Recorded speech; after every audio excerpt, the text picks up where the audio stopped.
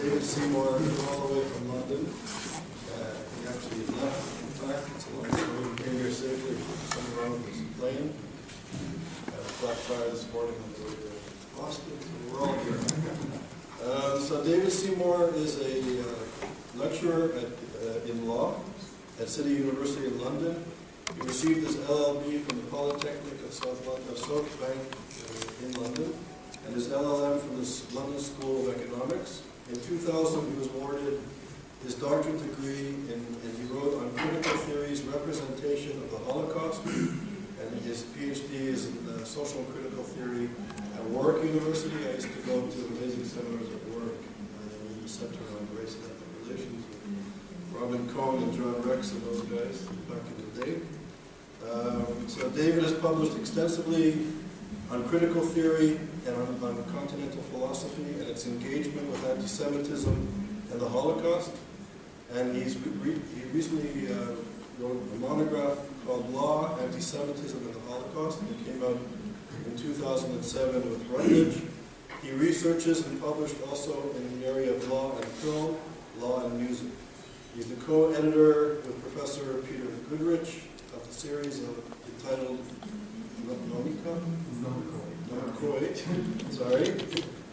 Critical Legal Thinkers, and that's also with Rutledge. So it's an honor that you are here.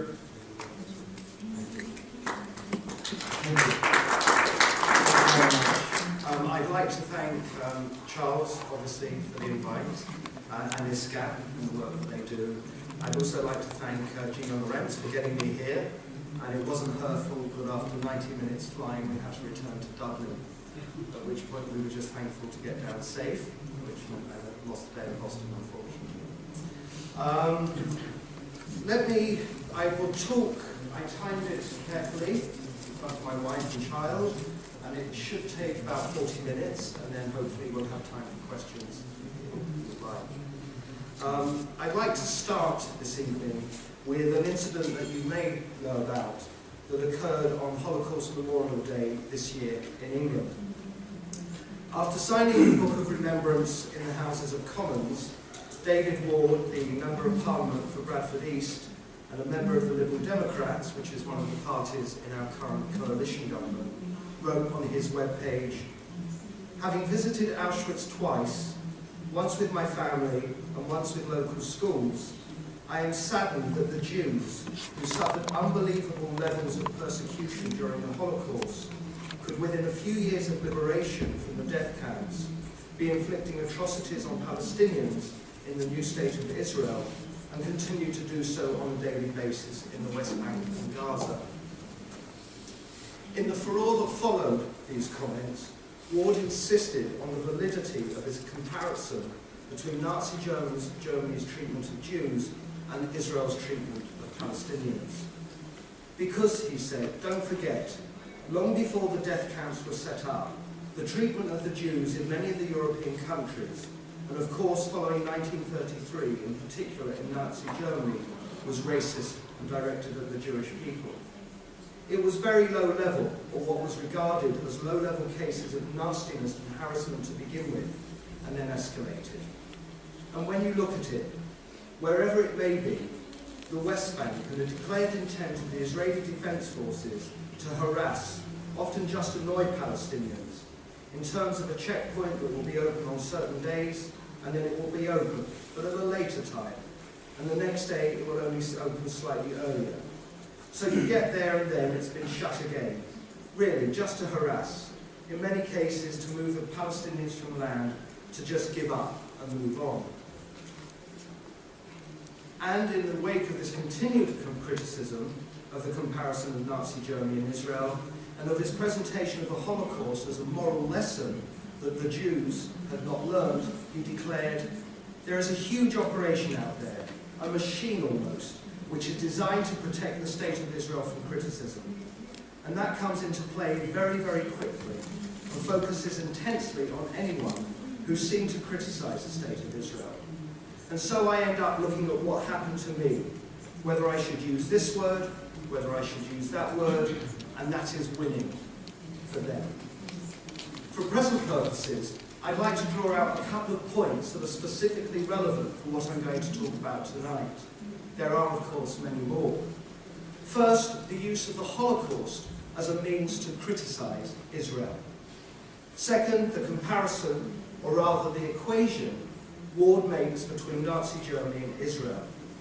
And third, his recourse to the irrationality of anti-Semitic mythology of conspiracy theory in response to the legitimate disquiet caused by his comments and the accusation of bad faith against those who voiced those concerns publicly. That's, if you like, a prologue, the paper. This paper is part of a larger project that looks at the ways in which the Holocaust comes to be subsumed within a discursive framework of contemporary forms of anti-Semitism. Here I examine this tendency as it plays itself out at the intersection of two interrelated narratives.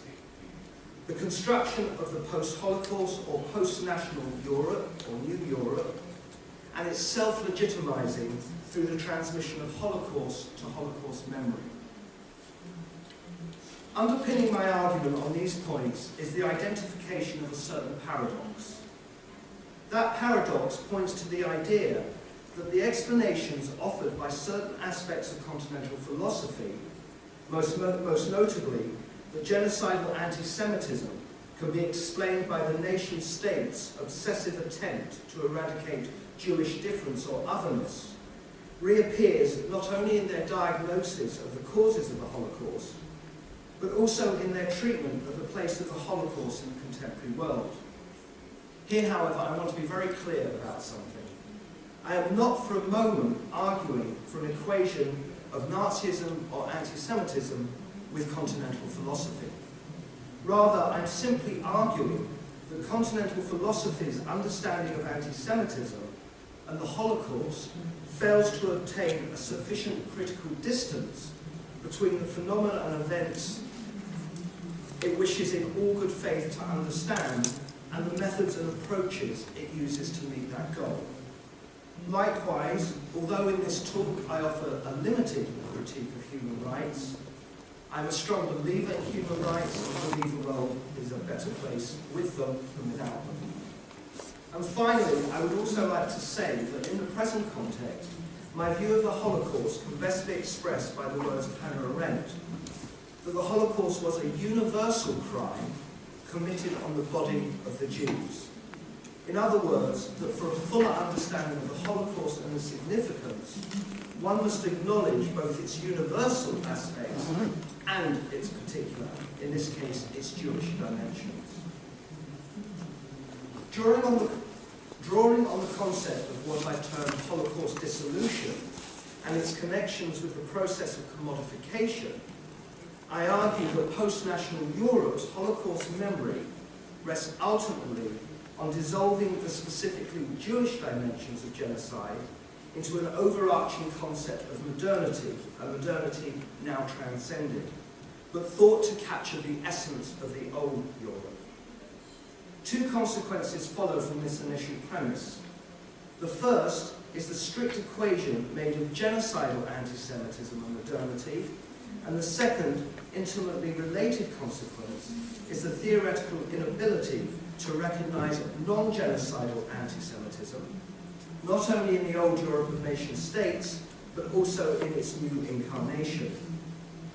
I argue finally that it is this lack of recognition of even the possibility of anti-Semitism that accounts not only for the denial of claims of contemporary European anti-Semitism, as well as the intensity with which those claims are sometimes met, and the accusations of bad faith and Jewish particularism, i.e. Jewish lobby arguments, that accompanies them.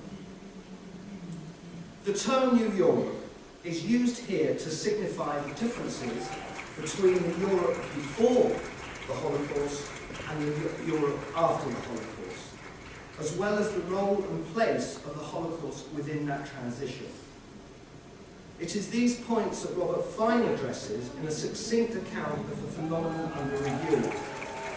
If you forgive me, and the quote is rather long, but I'll read out the relevant parts of it. After 1989, the Europeanization of Eastern Europe drew the former satellite countries of the Soviet bloc into the orbit of Holocaust commemoration. The Holocaust and Auschwitz became the universal references for absolute evil. In this context, one temptation is to give the story of anti-Semitism a happy ending and to pay tribute to the success of the new Europe in transcending its longest hatred. Anti-Semitism is tucked safely away in Europe's past, overcome by the defeat of fascism. This reassuring narrative looks back to an era in which anti-Semites saw themselves as guardians of the ethnically pure nation state, and forward to a post-national Europe in which anti-Semitism is remembered, but only as a residual trauma or a museum piece. Thus, the idea of Europe as a civilized continent is rescued from the wreckage. In Fine's account of the distinction between the old and new Europe is a series of strictly demarcated binary oppositions. The nation-state, Europe; nationalism, cosmopolitanism; fascism, human rights; politics, civil society; genocidal anti-Semitism, pluralism. New Europe, in short, defines itself through its overcoming and neutralizing of the first term of each of these couplets and their safe consignment to the past. It is in this context that I would now like to discuss the connections between the understanding of the Holocaust, firmly grounded in the nature of old Europe, the place of Holocaust memory in its legitimizing practices of the new Europe, as well as the tensions that exist between the two. More specifically, I want to address the idea of these representations of the Holocaust as a bridge or as a hinge connecting the old and the new. In their recent work on Holocaust memory and its place within the shift from nationalism to cosmopolitanism and national right to human rights, Levy and Schneider argue that the Holocaust constitutes an epochal break. It has therefore the potential of challenging basic national assumptions, like sovereign law in its own territory, and creating a cosmopolitanized public and political space that reinforces moral dependencies. What has pushed the Holocaust to such prominence in public thinking has been the indispensable role it has served in the transition from a world of national sovereignty to a new world of interconnectedness, and toward a more cosmopolitanized global society, of which the proliferation of human rights regimes is a prominent manifestation. We see here again the Holocaust as epochal break between the old and the new, and as containing the potential of bringing into existence the new, whether in Europe or elsewhere. Implicit in this view of the matter is a further oppositional couplet, that between the Holocaust itself and that of its memory. Again, the first term is consigned to the past, and the second seemingly rooted in the present. However, in the content of their representation of the Holocaust, both in and itself, and in the context of New Europe's memory, Holocaust memory, there is a line of continuity that crosses the assumed and assured demarcation. It is this strand of continuity I refer to as Holocaust dissolution, and along with it, its associated commodification. More specifically, I argue that the presentation of the Holocaust as Holocaust memory dissolves the praxis of genocidal anti-Semitism into a general or universalized account of the old Europe in such a way that any recognition of its particularities that may account for the genocide are lost, as is the ability to recognize non-exterminatory forms of anti-Jewish hostility. I argue that it is this idea of New Europe's post-national framework and its representation of the Holocaust that forms a connection between what we can loosely term continental philosophy and some justifications for global human rights.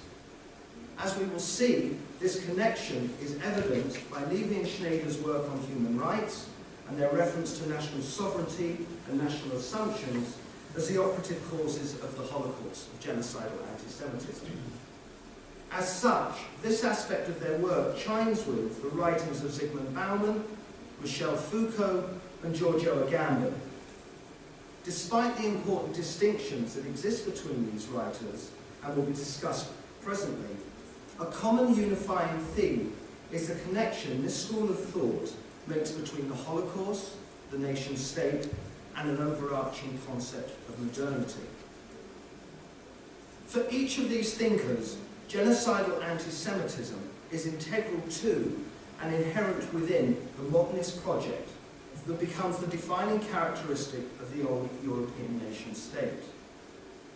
The point of departure, however, is to the extent to which its actual occurrence is contingent, or whether the Holocaust is inscribed within the modern nation-state from its birth following the French Revolution. As we will see, the trajectory of this way of thinking offers a move from contingency to determinism.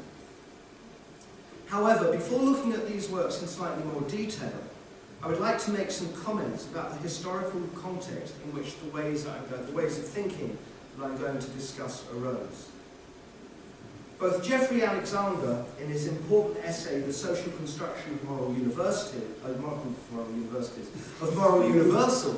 that's another paper, and Stephen Beller's Introduction to Anti-Semitism, offer a history of the frameworks in which the Nazi mass killings were presented to the publics of North America and Western Europe. Drawing on the tension between universal and particular, they argue that up to about the 1960s or so, the particular or specifically Jewish dimensions of the Holocaust, that is, the special place the Jews occupied in the worldview of the Nazis and in their extermination policies, were subsumed and obscured within a more universalistic framework. This universalism can be encapsulated in the generalist maxim of man's inhumanity to man. It was only in a later period that things were reversed and the specific nature of the crimes against the Jews came to the fore. However, my own experience viewed from the UK was slightly different. Here, or rather there, the Holocaust as a subject of both public and academic interest emerged only in the late 1980s. While the reasons for this surge of interest is beyond the scope of what I'd like to talk about tonight, the evidence of this observation can be gleaned from the increase in personal memoirs of Holocaust survivors, academic reflections on the events in question, and its increased presence in popular media that culminated in 1993 with the release of Steven Spielberg's Schindler's List, the opening of the United States Holocaust Memorial in the same year, and the inauguration of Holocaust Memorial Day in 2001, the last two, of course, acknowledging both the tension between the universal and the particular. Yet it's interesting to note that it was just at this moment, when the Jewish dimensions of Nazism were coming to be acknowledged, that accounts of the nature and causes of the Holocaust, coming from the tradition of continental philosophy, reintroduced the universalist perspective. A common characteristic of their approach was to dissolve the particular Jewish aspects into a more universalist framework of modernity and the universal structures of the nation-state. Thus, unlike the earlier era, in which emphasis was placed upon man's inhumanity to man, in these later accounts, the notion of individual or collective responsibility implied by this maxim, that man, or at least some men, are responsible, drops entirely from the picture. The idea that the causes of the Holocaust can be isolated within the specifics of the modern nation-state emerged first in Zygmunt Bauman's germinal study, Modernity and the Holocaust, first published in 1989. One of the concerns Bauman had in writing Modernity and the Holocaust was he found that it was odd that one of, if not the most terrible events of modern times, stood at best at the margins of mainstream social theory and sociology. In refuting the idea of the Holocaust as the culmination of a natural, eternal anti-Semitism, he sought to examine and understand genocidal anti-Semitism in its thoroughly modern context. What, in other words, was it about the modern era, about modernity, that allowed the Holocaust to come about? The irony is that just at a time that Bauman called for this examination, those that drew on his work or presented similar accounts undermined the careful tension that Bauman presented between the particularities of genocidal anti-Semitism and the universalism of modernity.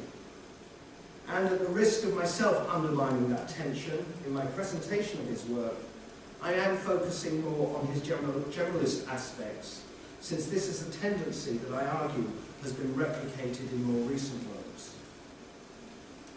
Bauman argues that the impulse to genocide emerged from what he terms modernity's gardening ambition. This ambition was fueled by the Enlightenment dream of a perfectly rational and perfectly ordered society, in which there was a place for everything and everything in its place. Bauman argues that the attempt to turn this dream into a reality arose from an alliance between the political power of the newly emancipated state and the developing knowledges of the emergent natural sciences. Knowledges that were believed to uncover the hidden truth existing behind the realms of appearance.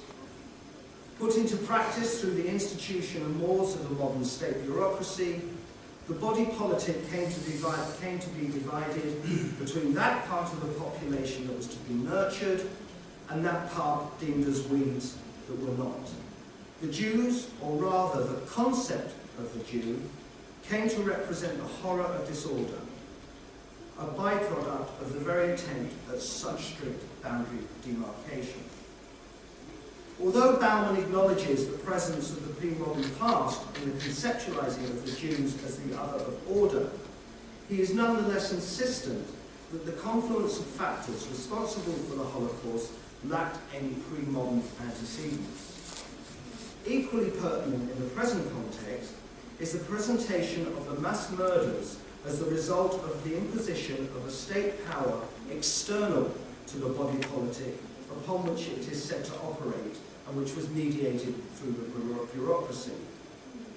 This last point brings into relief Bauman's belief that the praxis of constructing such fateful distinctions has to be understood in direct connection and opposition to the formal juridical equality brought about by modern political emancipation and embodied in legal rights. An equality that masked not only the differences between Jews and non-Jews, but also the dangers that the latter was said to carry within their very blood. A similar approach is exhibited in Michel Foucault's discussion of the Holocaust in his 1975-76 College of France lecture series, published in French in 1997 and in English in 2003 under the title Society Must Be Defended. As with Bauman, Foucault's thinking turns on the idea of genocidal anti-Semitism as a universal feature contained within all modern nation-states in general and the modern state in particular. This point comes into view in the distinction he makes between what he terms the old pre-modern and the new modern racist anti-Semitism. It's a little quote, if you'll forgive me. The old religious type anti-Semitism was reutilized by state racism only in the 19th century, or at the point when the state had to look like, function and present itself as the guarantor of the integrity and purity of the race, and had to defend itself against the race or races that were infiltrating it, introducing harmful elements into its body, and which therefore had to be driven out for both political and biological purposes. Foucault's distinction between religious-type anti-Semitism and state racism, in turn, turns on his conception of what he terms biopower or biopolitics. Biopolitics points to the idea of a new conception of state power, and which is characteristic of the modern nation-state. Its novel concern is not the life of individuals, be they citizens or subjects, but with the life and safety of a racialized conception of the nation and national populations. As with Bauman, the cornerstone of the biopolitical nature of the state is administration. To administer, to identify and ensure against real, potential and imagined disturbances and threats to the national population as a whole, and with securing its protection against hazards. It is within this racialized conception of biopolitics that Foucault identifies the emergence of modern genocidal anti-Semitism. Foucault notes that at first sight, the presence of racism within biopolitics is something of a paradox. How is it, he asks, that a form of power devoted to life should bring with it death on an almost unprecedented magnitude?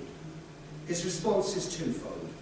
First, biopolitical racism operates as a means of dividing the population into racialized categories, through which the Jews are constructed as the negative and dangerous race. Second, the conflict that biopolitical racism generates is framed in the language of health and security, as the neutralizing of the threat to the well-being, to the life of the now separated but racially preferred segment of the population. Racism, now taken to incorporate anti-Semitism, is perceived as a defensive measure. However, despite this pervading presence of biopolitics and of the racism it engenders within all states, an element of contingency as well as the continued presence of older ways of political thinking does remain in Foucault's account of modern anti-Semitism and the Holocaust. He argues that it is only with Nazism that it reaches its most hysterical development. What distinguishes what he calls the Nazi state from other Western states was less, he argues, its biopolitical nature, but the fact that it merged with older forms of political power. That is, with older, non-biopolitical institutions and organisations, as well as what he calls the practices of reforming, which infected the body politic as a whole. However, as Foucault makes clear, while biopolitics of itself was not a sufficient cause for genocidal anti-Semitism, it was most necessarily a necessary one. However, it's with the work of the Italian philosopher Giorgio Agamben that the tendency to dissolve the specific causes of the Holocaust into the universal framework of the nation-state appears in its most radical formulation. It is in this account that any reference to contingency is overcome in the name of a strict determinism. Agamben draws upon and develops Foucault's conception of biopolitics. He argues that it is with the nation-state that the entirety of life, which means basic biological life, is captured by political or sovereign power. It is this capture of life by sovereign power and its division into life worthy of being lived and life not worthy of being lived, i.e. to be killed, through which the Jews are caught and judged. This is, for Agamben, the decisive event of modernity, quote, the foundational event of modernity. Agamben's radicalization of both Bauman and Foucault's dissolution of genocidal anti-Semitism into a universalized account of the nation-state appears in his idea that the racism he identifies is a present and inherent element in all modern political and legal concepts through which modern political and Jewish emancipation is realized.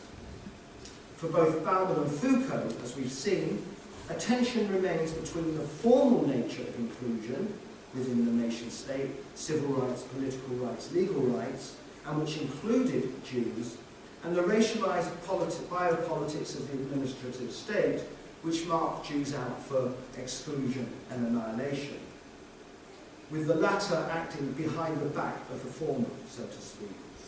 Agamben, however, dissolves that tension. Rather, he reads the exclusionary nature of racialized biopolitics directly into political and legal rights. Any tension between formal inclusion and substantive exclusion is wiped away. It is a consequence of this way of thinking that no gap or space exists between the nature of the modern nation-state itself and the mass extermination of the Jews. Understood in this context, and despite agreement of the centrality of biopolitics, the tensions that remain in Bauman and Foucault's accounts of the Holocaust are dissolved.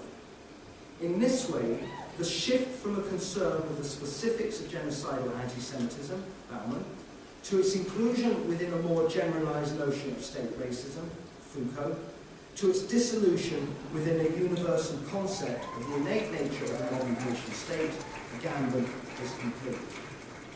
Now, I would like to relate this work to the work on Levy and Schneider's view of human rights. As I said, although they're not theorized in this way, Levy and Schneider's account of contemporary human rights and of the place of the Holocaust in their development draws on these accounts. This point is evident in their belief, noted at the beginning of the talk, that the compulsive impulse to modern genocide is overcome through the overcoming of national sovereignty and national law, and its replacement by a post-national New Europe, along with its substitution of cosmopolitan human rights for national legal rights and its network of moral interdependencies that constitutes a transnational European civil society. Yet it is precisely in this account that Levy and Schneider's presentation of the Holocaust exhibits the tendency to Holocaust dissolution and commodification that is also characteristic of the continental philosophy whose work they echo. By dissolving the Holocaust into the concept of modernity itself, it is not so much anti-Semitism that is overcome, since it's robbed of any autonomous existence, but rather the old Europe itself. This last point emerges in the following ways. First and most obviously, in a mirror image of the new Europe, the placement of genocidal anti-Semitism within the overarching concept of modernity served to deterioralize and dehistoricize the historical, geographical, political and social actualities of the anti-Semitism and the Holocaust. It cannot but overlook any consideration of why the Holocaust occurred at a specific time and a specific place, Germany in the mid-20th century. In so doing, it dissolves the Holocaust specificity into the more abstract and universalist framework. It is in this context, therefore, that the historical actuality of the Holocaust comes to be dissolved within modernity. However, as the above comments indicate, this does not lead to the position, such as that claimed by Levy and Schneider, that New Europe has transcended anti-Semitism. Their claim, the claim that having transcended the modern Europe, is merely a byproduct to have overcome the seemingly natural propensity to genocidal anti-Semitism. Indeed, genocidal anti-Semitism has become the old Europe's alleged defining characteristic. It says little about anti-Semitism that is neither nationalist, neither genocidal, neither political in origin. As my critique indicates, the possibility of the presence of a non-nationalist and non-genocidal anti-Semitism remains simultaneously invisible and untheorized.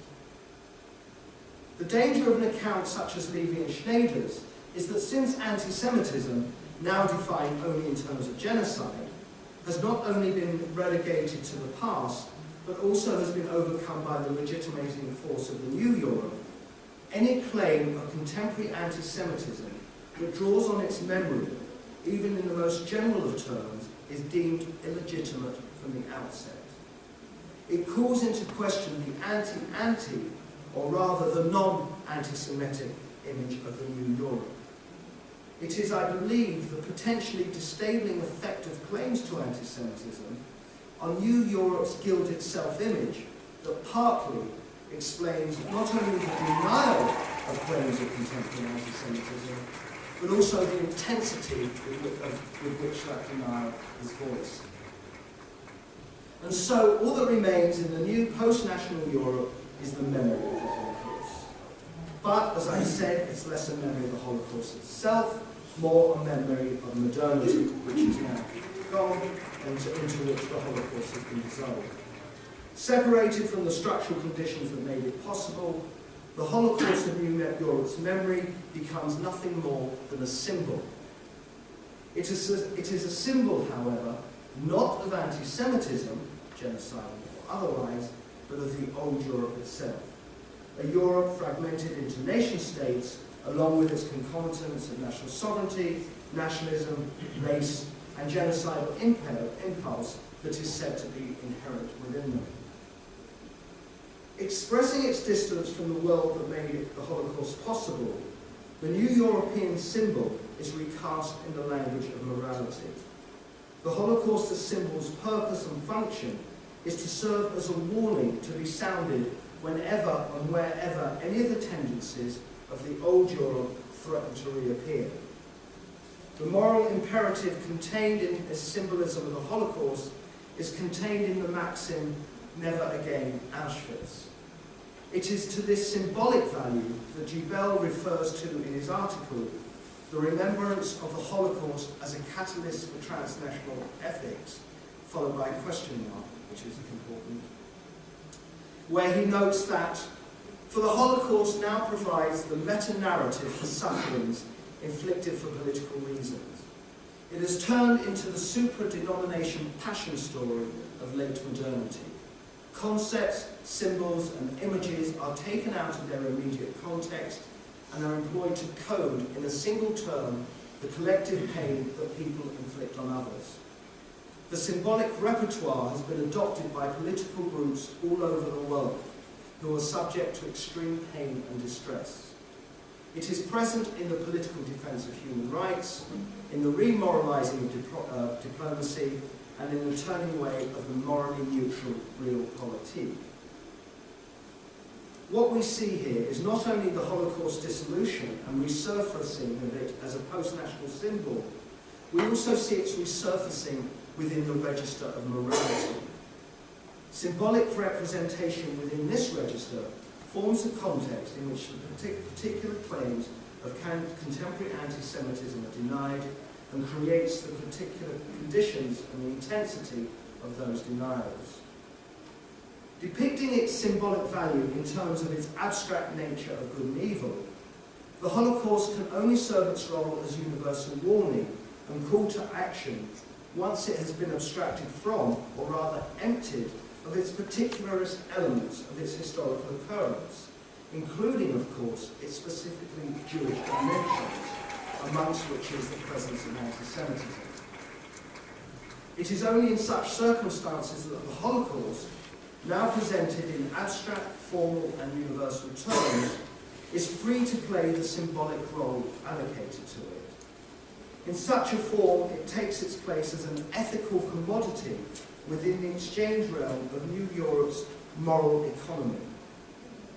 It is only at this stage, therefore, when the Holocaust becomes freely exchangeable for any other number of situations, is its dissolution, a dissolution inherent in its symbolic value, is complete.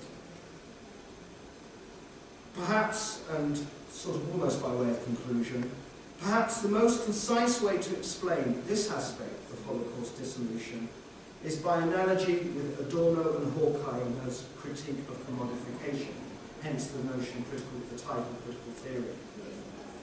For them, commodification is the process whereby unique and distinct elements of nature are caught up within the near universal realm of exchange. As a condition of entry, each individual element has to become exchangeable for all others. As a consequence of this demand, any specific or particular quality that adheres within it, and which obstructs that exchange, has to be expunged. It is only when emptied of such content and reformulated in strictly formal and so universal terms that an element of nature becomes a commodity and can take its place within the exchange realm of the economy. It is as a consequence of such commodification and the dissolution of which it is a part.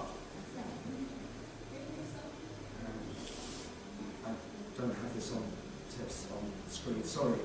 That it's a consequence of this commodification that Levy and Schneider note, the Holocaust is now a concept that has been dislocated from time and space, precisely because it can be used to dramatize any injustice, racism, or crime perpetrated anywhere on the planet. However, as Adorno and Horkheimer argue, what cannot be contained within the commodity, that is, the particular aspects, that which makes it unique, and that which resists and obstructs its universalization, reappears in the image of a threatening and unpredictable, untamed nature. While on the one hand, the commodity's formal attribute permits its inclusion in the realm of exchange, on the other hand, its now expunged particularities, that which make it unique, are recast as nothing more than an irrational element of the past, or as no more than a superstitious myth having no place in the increasingly rationalized, i.e. commodified world. The particularities are rejected from that world. They become that which cannot be recognized. They become subject to the status of exclusion and taboo. Let me now make more direct this analogy between Holocaust memory, and the twin aspect of Adorno and Horkheimer's conception of commodification, in order to shed light upon the intense denials by so many to claims of contemporary anti-Semitism. Read into the very fibre of modernity, of the old Europe and its nation-states, genocidal anti-Semitism takes on the appearance of a natural phenomenon and is raised to the status of a kind of a law of nature. From the perspective of the new Europe, whose self-representation turns on the overcoming of such anti-Semitism, any recognitions of its existence, whether as a continuation of past manifestations or as a new phenomenon, serves to undermine its defining claim. This factor alone goes some way to understanding the intensity and denial of claims of contemporary anti-Semitism. However, to this initial point, a further element can be identified. In an era in which anti-Semitism is deemed a thing of the past, claims of its contemporary present appear to be no more than claims to see an irrational legacy of the past, of less enlightened times. Now that the Holocaust has been commodified, its now expunged content, its specific and its particularities, its potential to continue existence as untamed nature, its anti-Semitism takes on the aura of superstition and taboo. And now the conclusion. In this paper, I sought to understand why claims of contemporary anti-Semitism are met with such intense denial. Looking at the problem within the context of the new Europe, I have argued that the underpinning cause of the intensity of denial is that the account of the Holocaust as an inherent outcome of modernity and its reframing as Holocaust memory and universal moral symbol required dissolving its particularities of the Jewish dimensions, including dissolving the phenomenon of anti-Semitism itself into more universal and generalized concepts. First, in New Europe's political reading of the Holocaust, anti-Semitism is recast in its genocidal form. As a consequence, any consideration of modern anti-Semitism that does not fit into this genocidal concept remains both unseen and untheorized. In many ways, if such anti-Semitism does appear in these accounts, it is often presented as no more than a remnant from modern or pre-modern times and hardly worthy of reflection. Second, a similar dissolution is present in New Europe's moralizing of the Holocaust. Certain of its overcoming of genocidal anti-Semitism, New Europe reduces the Holocaust to the symbolic value of an abstract and formal, universal moral imperative. Again, however, this universalizing is dependent on the expulsion of that aspect of the Holocaust specifically Jewish context. In both these instances, claims of anti-Semitism, genocidal or otherwise, are seen as no more than remnants of a previous age, an age now safely overcome and all but impossible to credit with any degree of seriousness. However, and more fundamentally, anti-Semitism as an autonomous phenomenon, one whose meaning, direction and outcome are not determined by what amounts to an omnipotent will to power, that is, one whose causes and responsibility are not so contained and containable, is written out, not only of the structure of New Europe itself, but also out of the prehistory of the old Europe that it is said to overcome. In this context, therefore, the abject denial of contemporary anti-Semitism and their claims of bad faith associated with such denial may not be surprising. From the perspective of New Europe, not only does anti-Semitism not exist today, it has, as a phenomenon with specifically Jewish dimensions, said never to have really existed in the past either. Thank you.